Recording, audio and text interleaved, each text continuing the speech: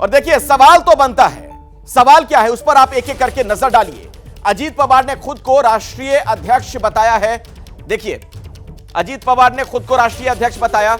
NCP के संविधान के मुताबिक यह कितना सही है, यह बहुत बड़ा सवाल आज इस पर हम चर्चा करने वाले हैं। इसके बाद अगला जो पॉइंट है, अजीत पवार ने 40 एफिडेविट ईसी को दिए हैं, इलेक्शन कमीशन को।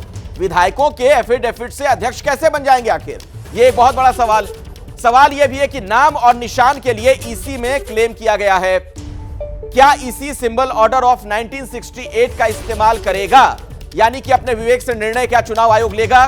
जयंत पाटिल ने 9 विधायकों को अयोग्य बताया। क्या चुनाव आयोग मानेगा कि ये अयोग्य हैं? चुनाव आयोग में जब ये मामला जाएगा तो क्या वहां पर ये ठहर पाएगा? ये भी बड़ा सवाल है। ये ऐसे सवाल हैं जिनके इर्द गिर्द आज हमारी पूरी चर्चा होनी है। हमारे साथ कई खास मेहमानों का पूरा पैनल भी जुड़ रहा है, उनसे भी हम बातचीत करेंगे। लेकिन समझिए जरा, अजीत पवार ने खुद को जब राष्ट्रीय अध्यक्ष बताया, एनसीपी के संविधान के मुताबिक क्या यह सही है? एनसीपी का जो संविधान है, देखिए मेरे हाथ में, मैं बार बार कह रहा हूं, 40 पन्नों का पूरा दस्तावेज, ये क्या कहता है इस पर चर्चा होगी।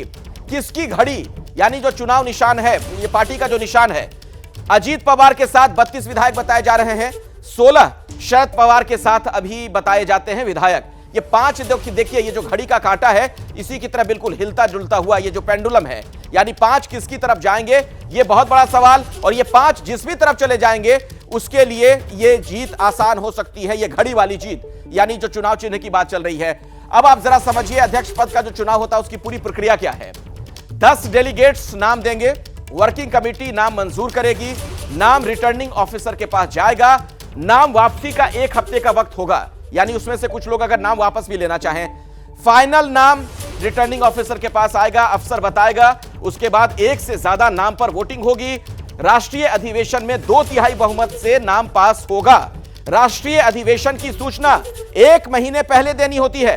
संशोधन बिना राष्ट्रीय अधिवेशन के भी हो सकता है और बाद में इसे राष्ट्रीय अधिवेशन में मंजूर कराना होगा, यानी एक जटिल प्रक्रिया है। क्या आसानी से ये सारी चीजें हो जाएंगी, ये बहुत बड़ा सवाल है। अध्यक्ष पद का जो चुनाव होता है, इसके लिए जो एनसीपी का संविधान है वो क्या कहता है, वो मैंने आपको बताया। सीधे मैं रौनक कुकड़े के पास आपको लिए चलता हूं। रौनक, ताजा अपडेट क्या है, क्या जानकारी मिल रही है, क्या डेवलपमेंट है अभी?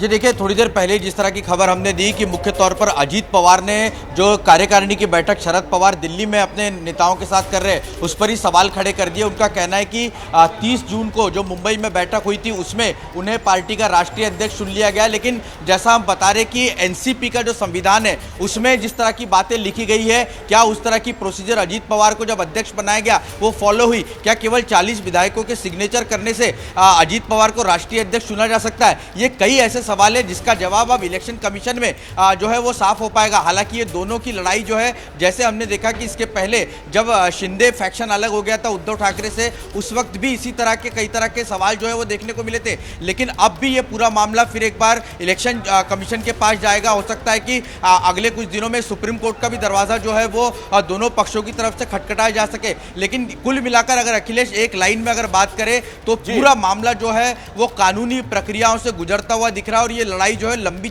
बिल्कुल, पेचीदगियां बहुत ज्यादा हैं। आगे क्या होगा ये देखना बड़ा महत्वपूर्ण होगा। दोबारा मैं आप लोगों का रुख करूंगा। जैसे ही घड़ी का काटा दोपहर 2:30 पे आए, बबीता जी का दिल सास बहू साजिश के लिए मचल जाए। और ये है इनकी बहू, पूरे दिन ऑफिस की टेंशन हो जाए गॉन जब ये करें अपना फेवरेट शो फ्री टाइम पे ऑन। इनकी तरह आप भी देखिए अपना फेवरेट शो अपने टाइम पर और डाउनलोड कीजिए एबीपी लाइव ऐप अपने स्मार्ट टीवी पर।